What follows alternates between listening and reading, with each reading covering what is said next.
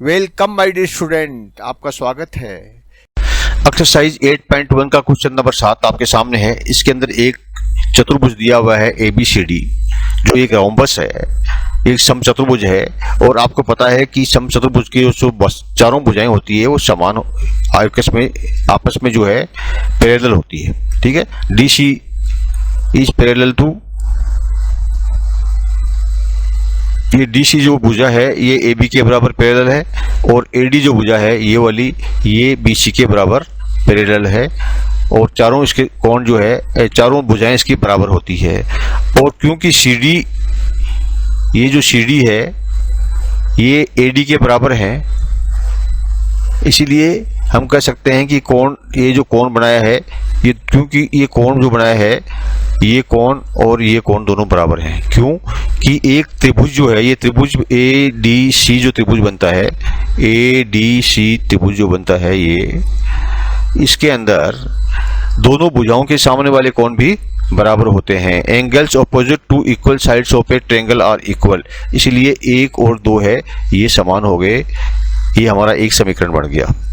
उसी प्रकार से AD और BC, ठीक है, ये AD और BC, ये जो दोनों लाइनें हैं AB और BC, ये लाइन और ये लाइनें, ये भी पैरेलल है।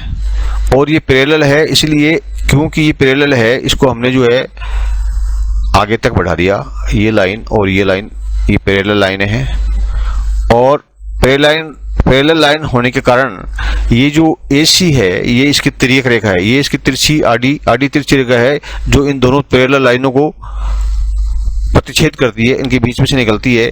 इसलिए हमारा जो एक नियम है कि alternate interior angles are equal, वैकल्पिक आंतरिक कोण बराबर होते हैं। ठीक है, तो वैकल्पिक आंतरिक कोण कौन सा है? जैसे ये एक नंबर का कोण है, इसका वैकल्पिक कोण कौन सा हुआ? ये वाला 3 नंबर। इसका वैकल्पिक कोण जो है ये हुआ आपका 3 नंबर। तो ये 1 और 3 जो कोण है हमारा, angle 1 and angle 3 are equal, ये हमारे पास में हो गया। और alternate interior angles are equal, वैकल्पिक आंतरिक कोण बराबर होते हैं, ये नियम होता है। इसलिए हम कह सकते हैं कि ये जो नंबर 1 जो हमारा समीकरण आया, कोण 1 कोण 2 के बराबर है, और कोण 1 कोण 3 के बराबर भी है। इसीलिए क्या है कि कोण 2 कोण 3 के बराबर हो गया। ये हमारा तीसरा समीकरण आ गया। अब हम आगे चलते हैं। अब क्योंकि AB और DC, ठीक है, AB, ये AB और ये DC, ये जो दो समांतर लाइनें हैं, पैरेलल लाइनें हैं, ये दोनों पैरेलल है। AB and DC parallel. और AC जो है, ये वाली जो लाइन है, ये AC, ये इसकी तिर्यक रेखा है, यानी कि ट्रांसवर्सल लाइन है, आड़ी तिरछी रेखा है।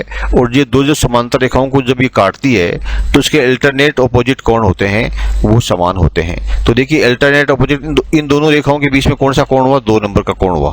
ठीक है, ये 2 नंबर। और इधर क्या है? इन दोनों रेखाओं के बीच में कौन सा है? ये 4 नंबर का कोण हुआ। तो 2 और 4 समान हो गए। ये नियम होता है alternative internal angles are equal. तो हम ये कह सकते हैं कि कोण 2 और 4 समान हैं। Alternate interior angles are equal from 1 and 4। तो ये 4 के कारण से दोनों एंगल जो है